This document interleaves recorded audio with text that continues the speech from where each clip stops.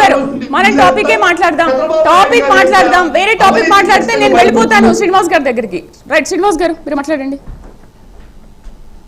ఇప్పుడు మనం వీళ్ళు ఎన్ని చెప్తున్నారు కదా, ఇప్పుడు చట్టాలు గౌరవిస్తామని చెప్తారు, వీళ్ళు వచ్చే అధికారుల మీద మేము వస్తే చేస్తాం, సరిపేస్తాం, పొడిచేస్తాం, బెదిరింపులు వీళ్ళే మాట్లాడతారు.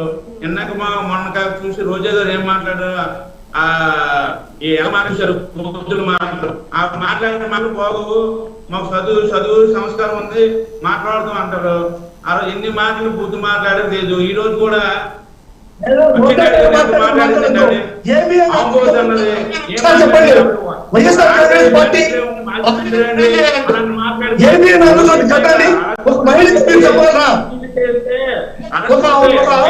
రోజైనా మీరైనా నేనైనా ఎవరికైనా తప్పు లేదనుకుంటే మధు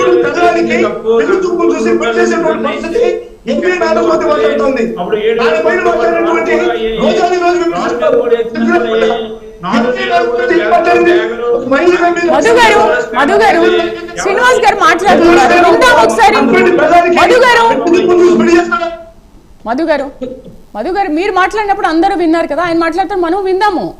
టైం లేదు. శ్రీనివాస్ గారు కంటిన్యూ చేయండి. మన రాష్ట్రంలో అన్ని శాఖల్లో అభివృద్ధి జరిగింది, అందరికీ కఠినమైన శక్తులు ఉంటాయి.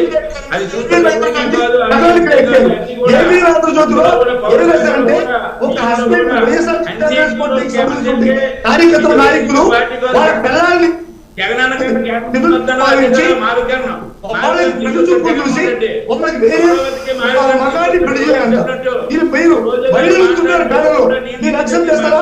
మధు గారు ఏం మాట్లాడుతున్నారు? మధు గారు ఇవాళ టాపిక్ లో మీరు మాట్లాడిన విషయం ఎంత, అసలు మీరేం చెప్తున్నారు ప్రజలకి? గత 5 సంవత్సరాలు ఈ వైసీపీ నాయకులు బూతులు లేపే ఇప్పుడు నీతులు చెప్తే ఎవరు నమ్మరు. రైట్ చర్చలో పాల్గొనేందుకు శ్రీనివాస్ గారికి, వినిలా గారికి, మధుసూదన్ గారికి, మల్లికార్జున్ గారికి థ్యాంక్ యూ అండి. సో ఏదేమైనప్పటికీ కూడా ఒకవైపు కూటమి లెక్కలు తెలుస్తామంటుంటే మరోవైపు వైసీపీ ఇది ప్రతీకార రాజకీయాలు ఉంటుంది. నిజం ఏదైనా సరే చివరికి గెలవాల్సింది రాజకీయ పార్టీలు కాదు, ప్రజల నమ్మకం. సో చూద్దాం రాబోయే రోజుల్లో నిజంగా ఈ అరెస్టులు కొనసాగుతాయా లేదా, లేదంటే పేపర్లకే పరిమితం అయిపోతుందా వాళ్ళలాగానే చూద్దాం. ఇది వాళ్ళ హాట్ టాపిక్. నమస్తే.